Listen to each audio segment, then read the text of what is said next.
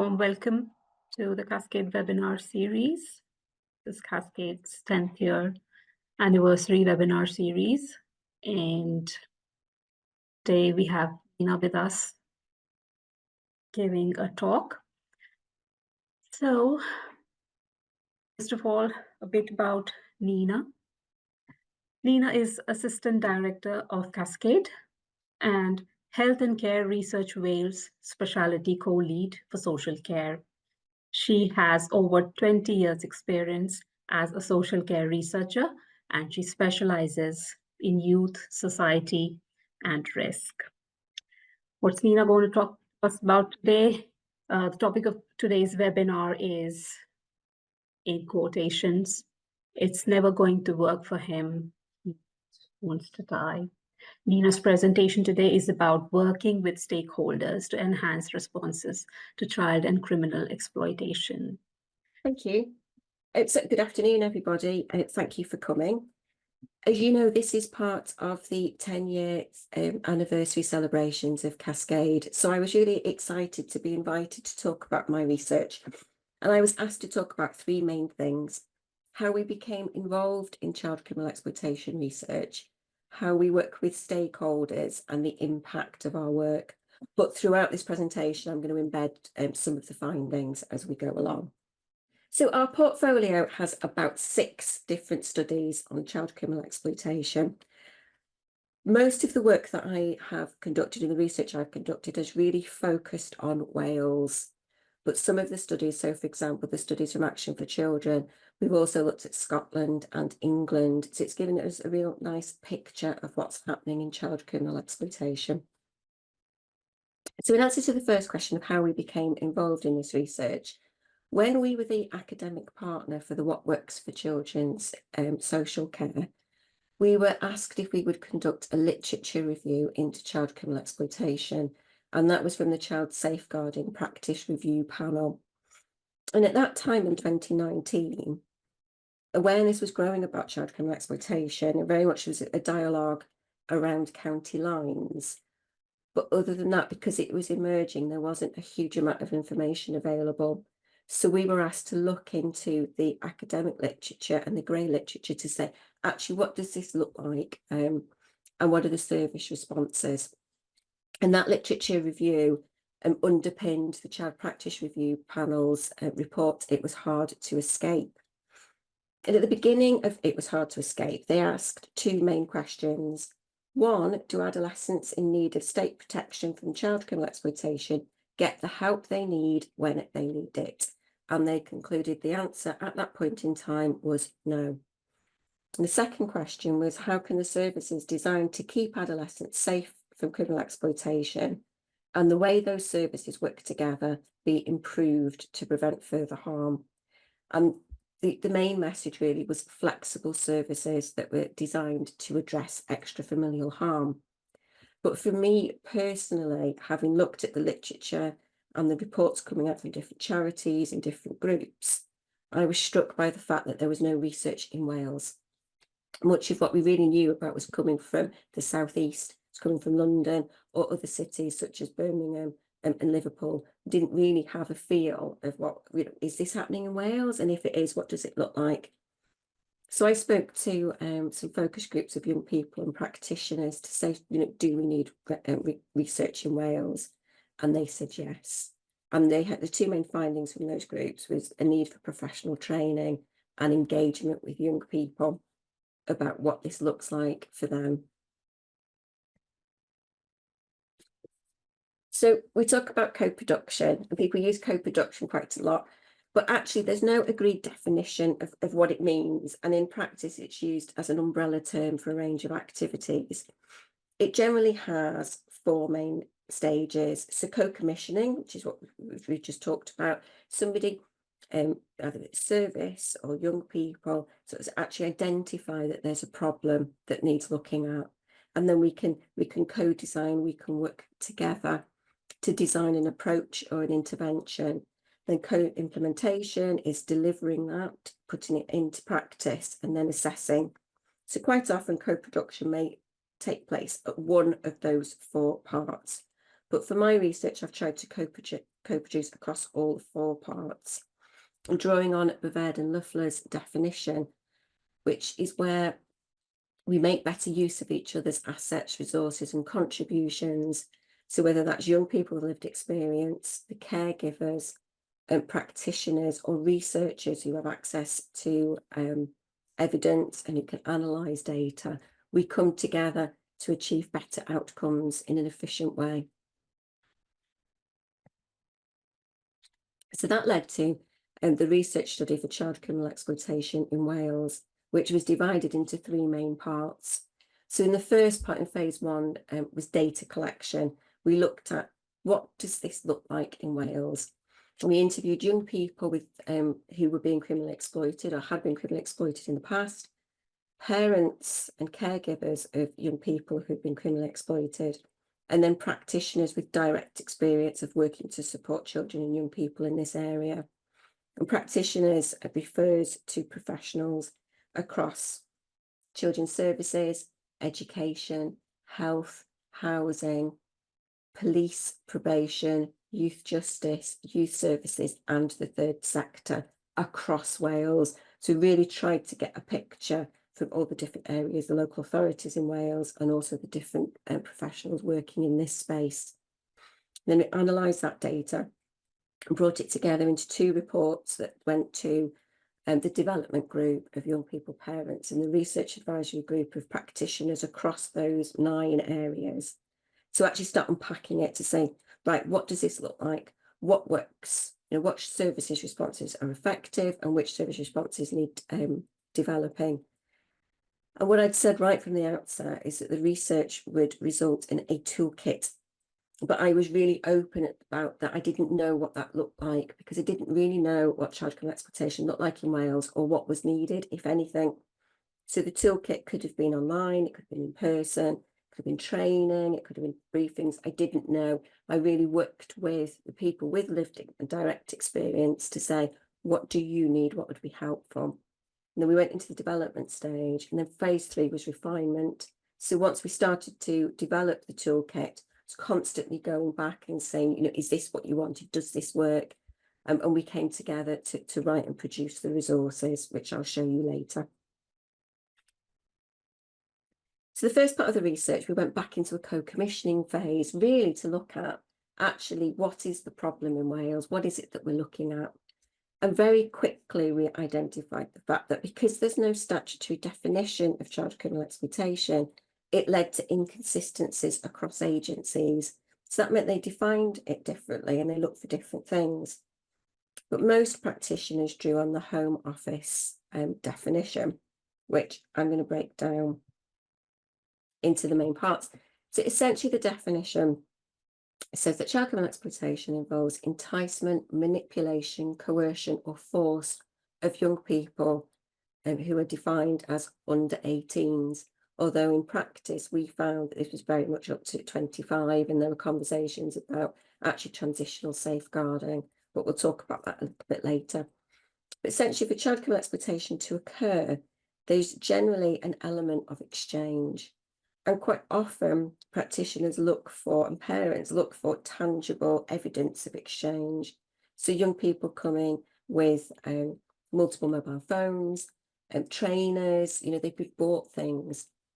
But when we started to unpick and speak to young people, and parents especially, that notion of exchange can be socio-emotional as well. So for certain groups of young people, it can be a feeling of belonging. The fact that these more powerful individuals or groups take an interest in them and say, you know, we'll look out for you, we're your family now, you know, we'll take care of you. So for certain groups of children and young people, so sort of care experienced or those who have difficulties at home, so domestic violence, parents with mental health issues or substance misuse problems, sometimes they get more of a sense of care and a feeling of belonging for those sort of unscrupulous individuals on the street than they will in their own homes. Then the third element of exchange is that some young people will be coerced or forced through threats of violence, either towards themselves or their family members. So it can also be the notion of exchange can also be the prevention of something. So as I said, sometimes these young people will really feel that the people exploiting them are their friends. They care for them. So it can appear consensual. It can appear that that young person has chosen to do this. But young people and children cannot consent to being exploited. Their compliance is often obtained either through those threats of violence or through manipulation. They don't understand that they're being used. They're unwilling to accept the fact that they're being used and manipulated.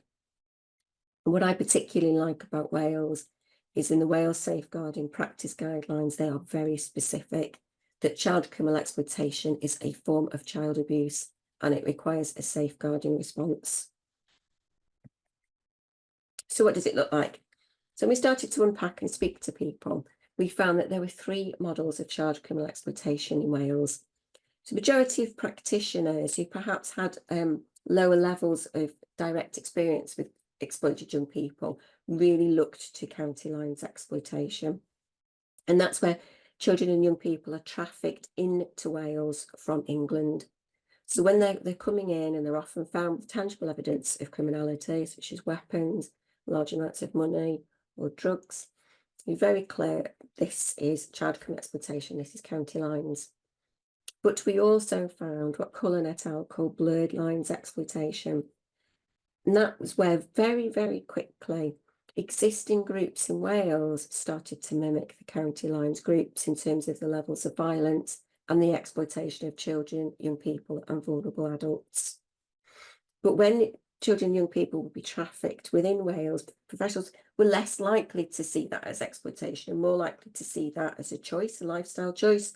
Young people were choosing to be drug dealers, so they were missing the exploitation elements and factors, because young people can be trafficked in certain export areas. Newport's an export area, so they can be trafficked from Newport to Barry, but they can also be trafficked from one side of town to another, or from one street to another.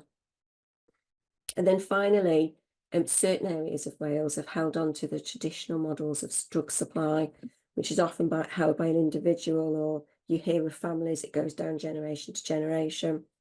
And that particular group of practitioners and certain groups of practitioners were very reluctant to see that as child criminal exploitation.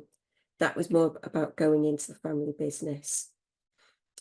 But when we started to do the interviews and unpick this, we heard about young people who were threatened by family members. I remember sort of one young boy had been threatened with really serious levels of violence from their father and forced. So that really starts to question this notion of consent. And we also found that it evolves.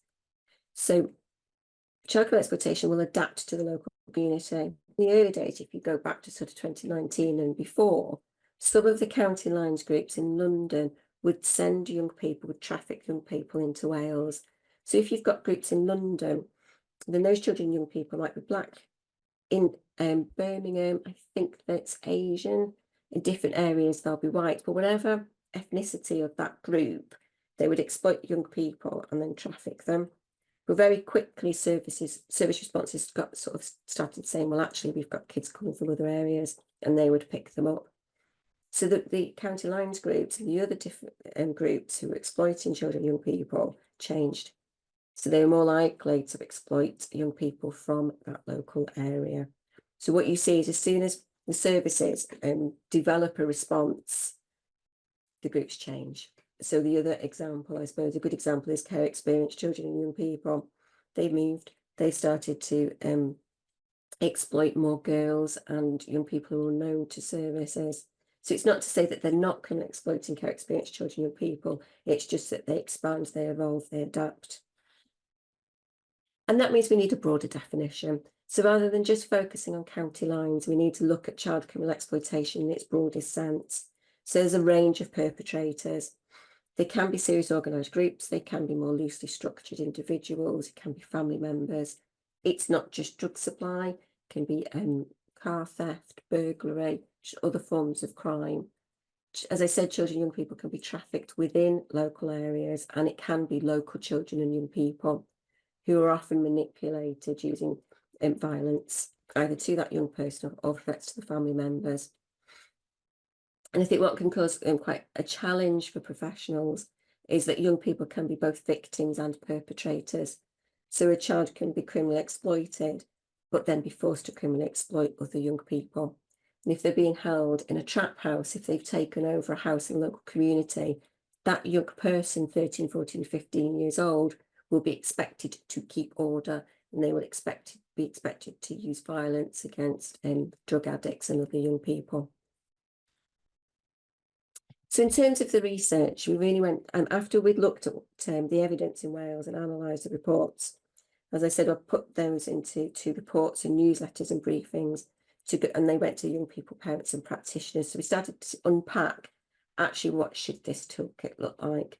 We use lots of different creative and participatory measures and tools to really start to look at problem solving. What do we need in Wales? So the first question really was, is there a need? And the unanimous response was yes. If we're going to develop a toolkit, who should it be for? How should it be delivered? Should it be online? Should it be training? Should it just be newsletters? And the scope, what should it include? So according to young people, they really felt that there was a need, and they felt that adults generally needed to be educated on what child criminal exploitation was and how it affected them. And Jordan, it's not his real name, I've used pseudonyms throughout. What Jordan said was quite often, if children and young people are not very academic, they're offered really poorly paid work. So minimum wage, if they're lucky, might be lower than that in some cases. In supermarkets and McDonald's. I mean, I certainly know of a young person who left school and he was offered a job in an abattoir. And bless him, he didn't know what an abattoir was. He left after 3 days. And he was criminally exploited. He was wandering the streets. He had no money. Somebody said, "Look, if you drop this parcel off for me, I can, I'll give you 20 quid. But you can, if you do it regularly, you can earn hundreds, if not thousands, a week." And he was scooped up. So Jordan really said, there are 2 ways children and young people can go. They can either accept low paid work, or they're offered. The drug dealers will say, "Come and work for me, I'll protect you, you won't get arrested, you'll be fine." So really we got a sense in terms of what they wanted was a sense of hope. And so Jordan went on and said, if they taught me to drive and given me some skills so I could have got a better job, a job I wanted, my life would have been completely different. So there's a sense that young people are surrounded by social media, so they will see, other, I suppose, rap stars, film stars, who have really affluent lifestyles, and the best phones and the best trainers and tracksuits that often cost thousands of pounds. So their aspirations are quite high, but their actual legitimate pathways to reach those aspirations are really limited. And then they'll see a drug dealer in their local community who has a really nice car and all of the best branded clothes. So it can be very tempting and enticing for a young person.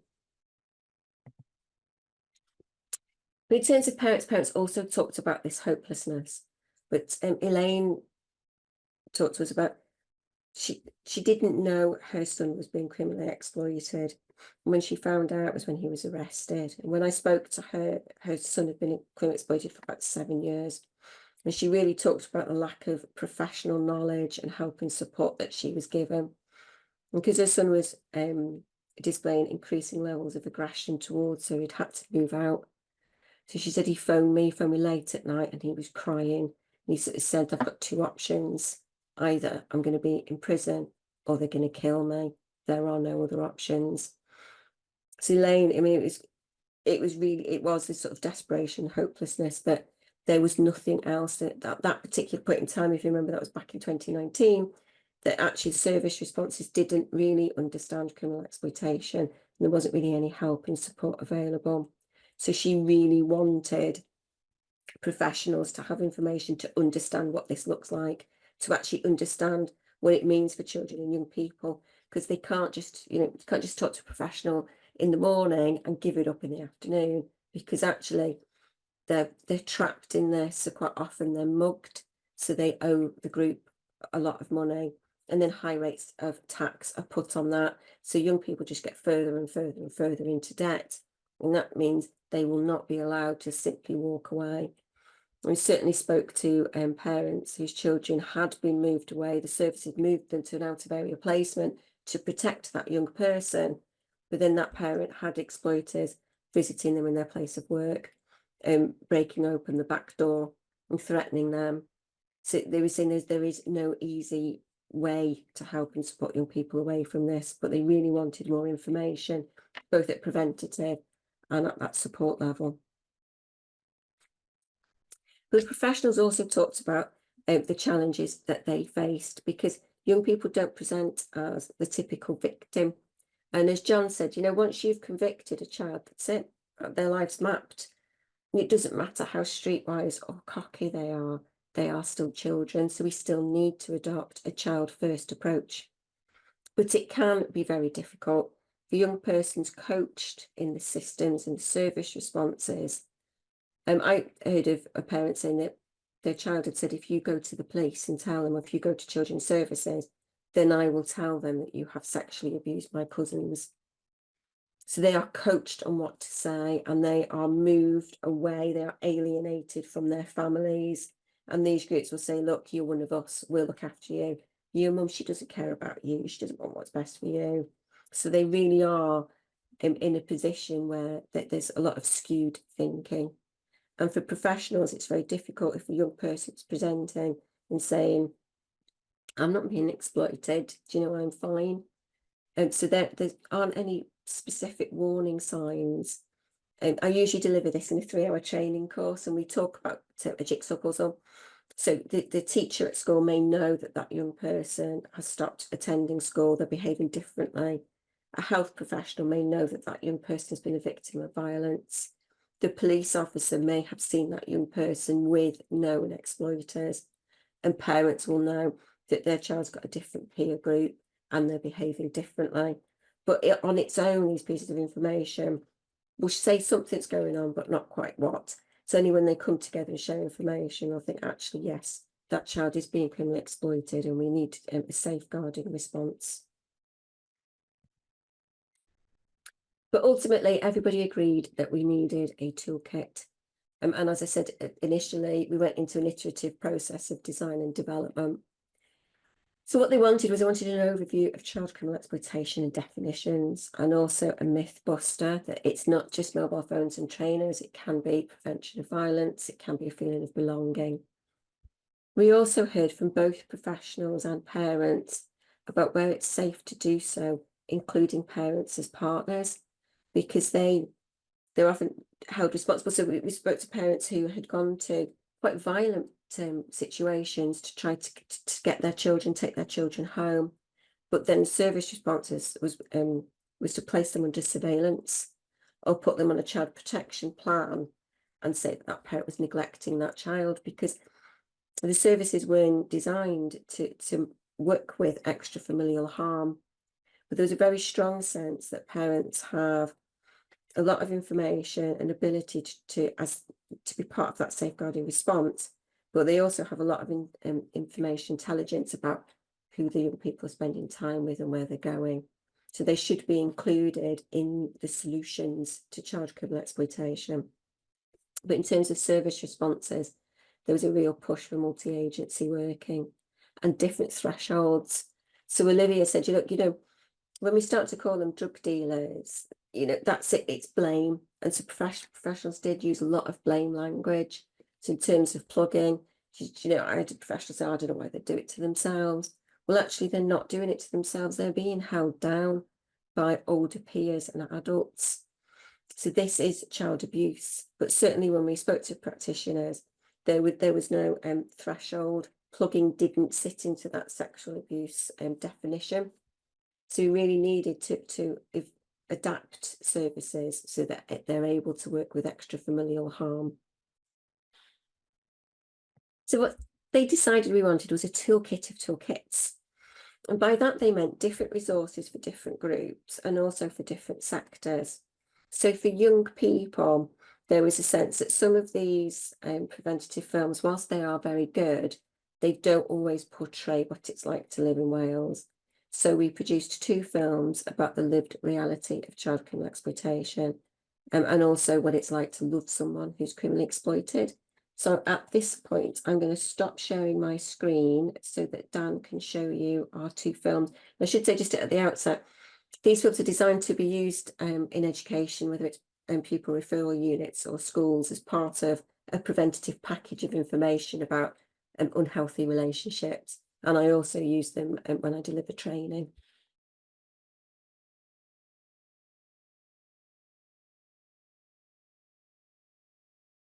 So those films were, we went and we spoke to the young people, and they decided what they wanted to include. So they had a conversation about what they wanted to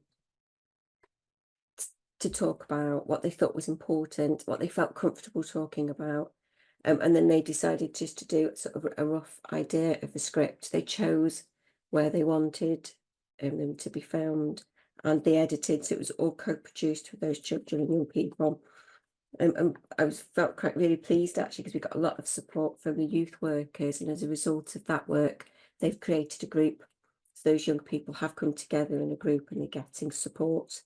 So it's quite a positive experience, but it's quite hard hitting. And one of the things I don't suppose I'd really thought about was actually if a young person goes in and they're exploited and they go into prison, they still have a debt and it still has to be paid off. And so one of the girls we talked about was actually other people in that group then became criminally exploited. So it doesn't just stop when they're sent to prison.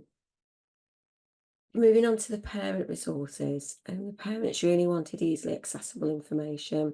They wanted an overview. A lot of the parents we spoke to said, you know, I didn't even know about it. And when I did know about it, I just didn't think it would happen to my child. I just, you know, my child doesn't want for anything. They're loved. They've got a lovely home. They don't want for anything. So there was really that shock that some parents only knew when the police turned up on their door. So they wanted some information raising that this can happen to any child and young person.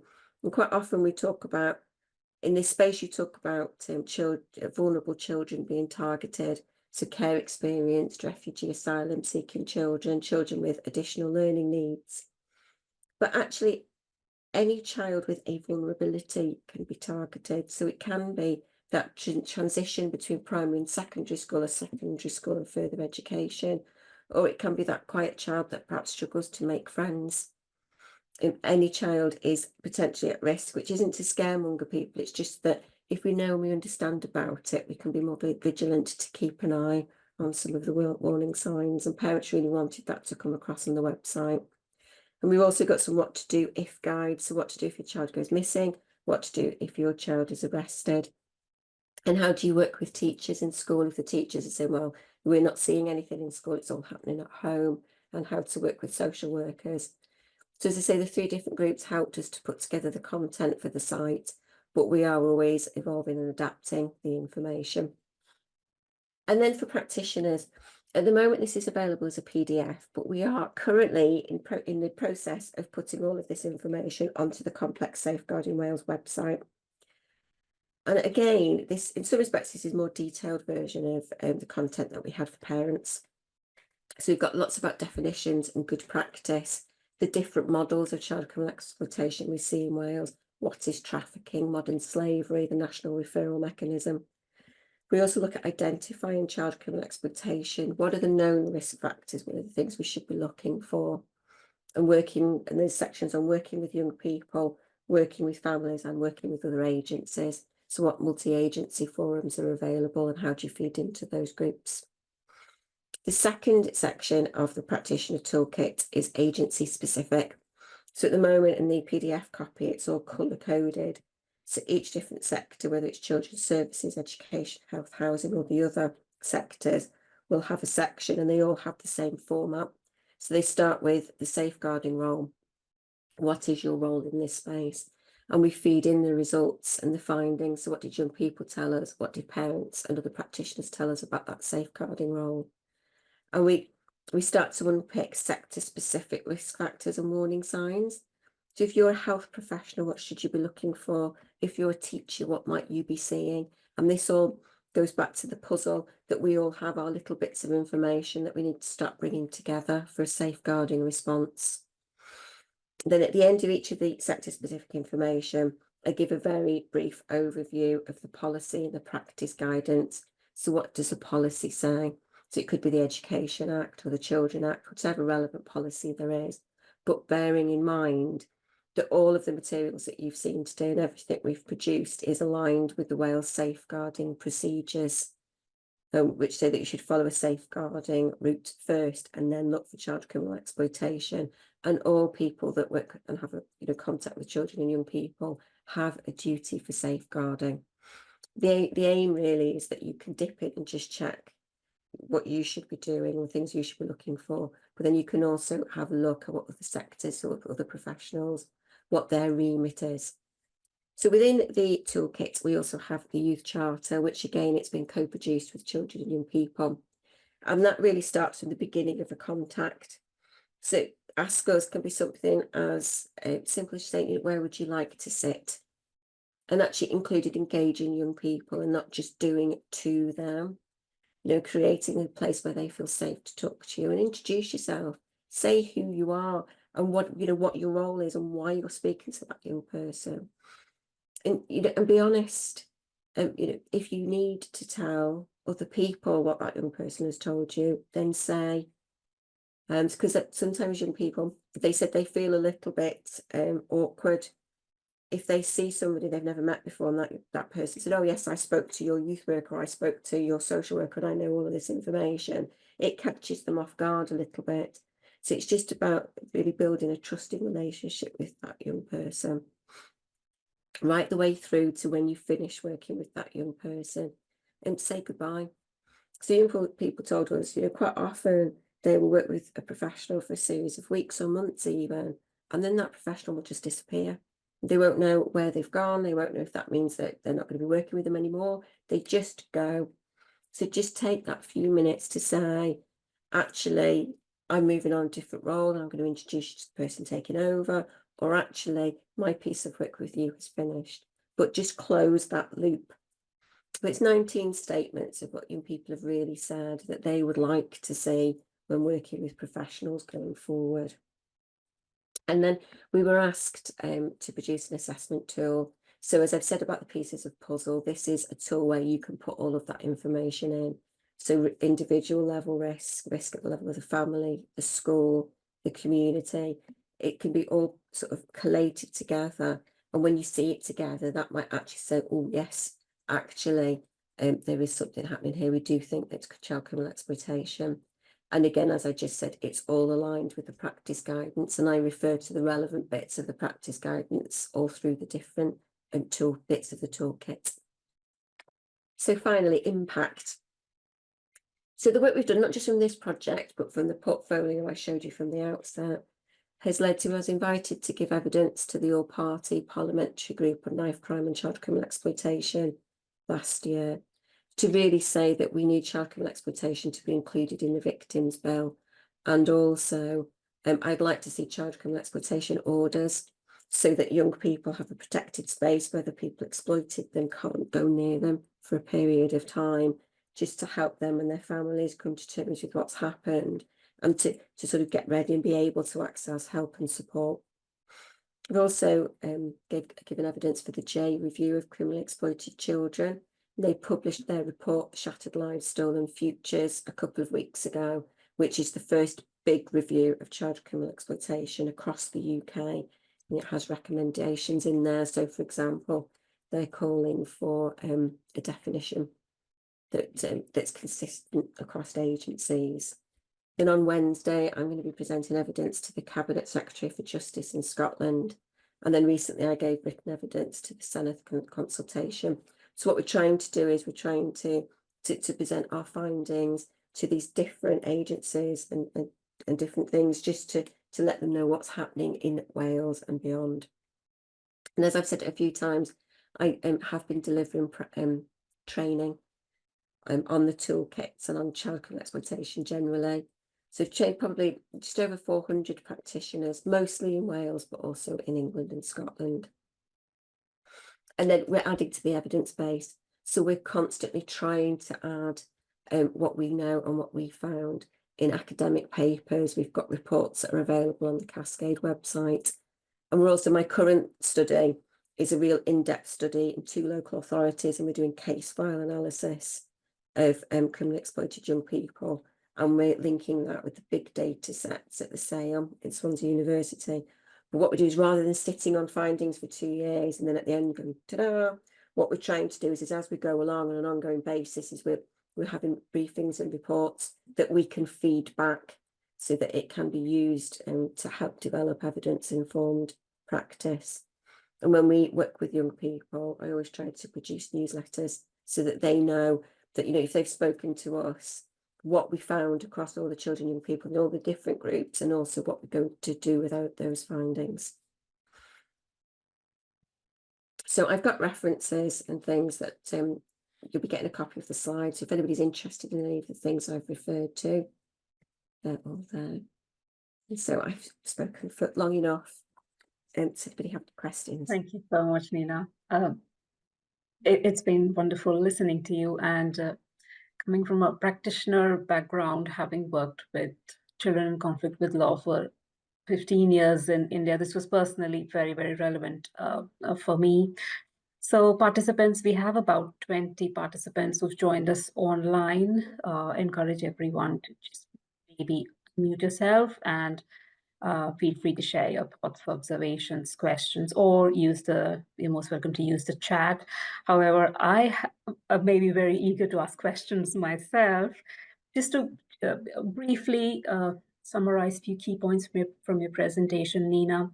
It was very interesting to see how you've tried to define child criminal exploitation, which isn't legally defined yet, you told us, and that, you know, emphasis on this being more of a safeguarding issue, and that's most important. It came out as a strong message from your entire presentation.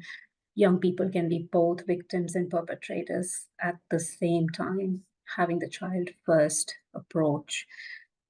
And often parents may be held responsible, and they may be faced with a plain language. Any child could potentially be at risk, and that's why you've developed the toolkit. Well done, Cascade. Well done, Nina, for the toolkit, for the resources for parents that you've shared and resources for practitioners. And in the end, you emphasized for a multi-agency approach. While the participants may be gearing up with their questions, Nina, very briefly, could you talk about so you mentioned that children are less than 18, however, you would include young people even up to the age of 25 years from your experience. Do they have any legal protections, those under 18? Or how about those who may be between 18 and 25 when it comes to being criminally exploited? How does it work out? How does it play out? And, you know, are they then treated as drug peddlers and things like that? What does the law say?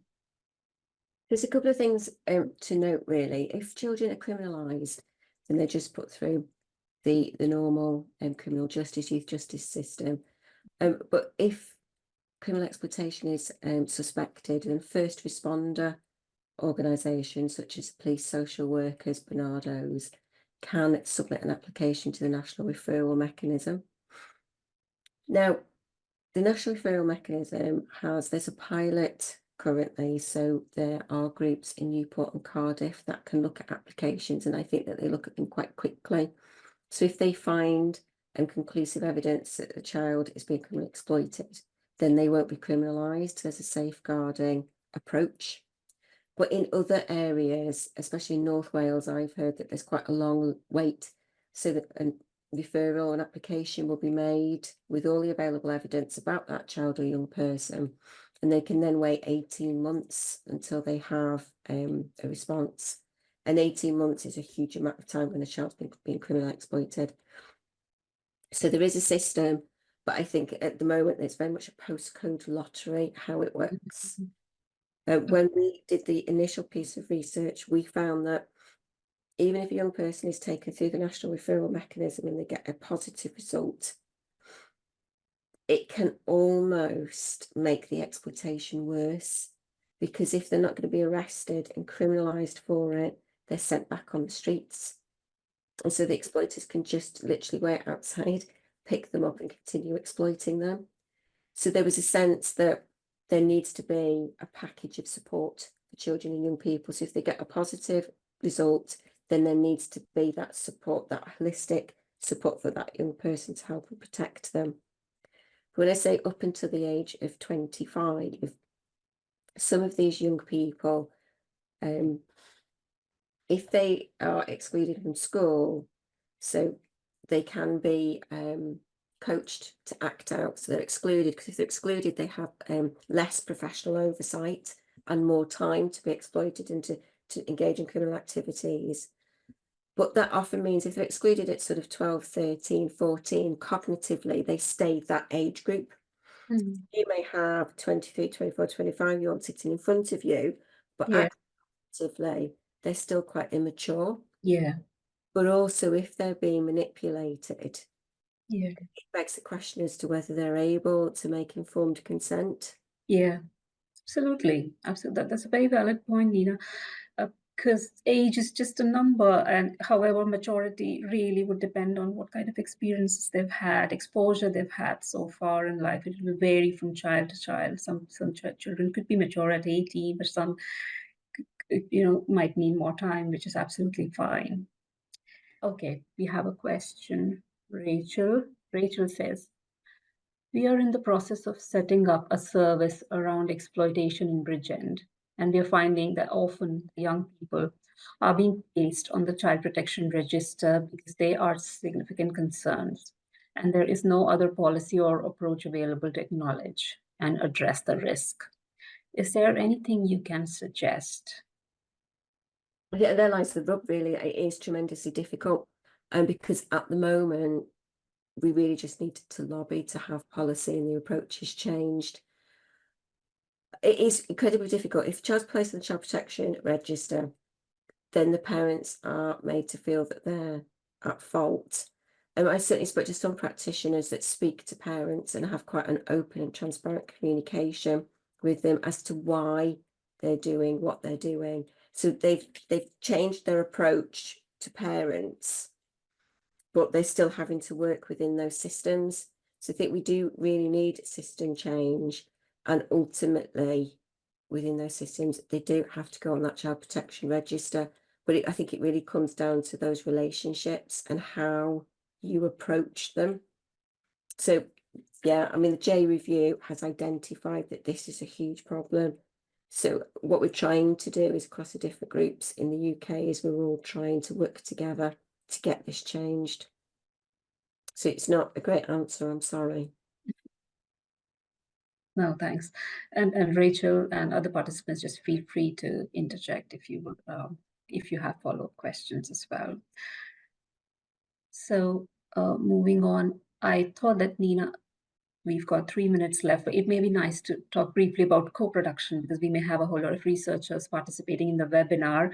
It was very interesting how you explained the stages of co-production and how you've involved. We work with parents as well as young people, then practitioners, the whole set of stakeholders.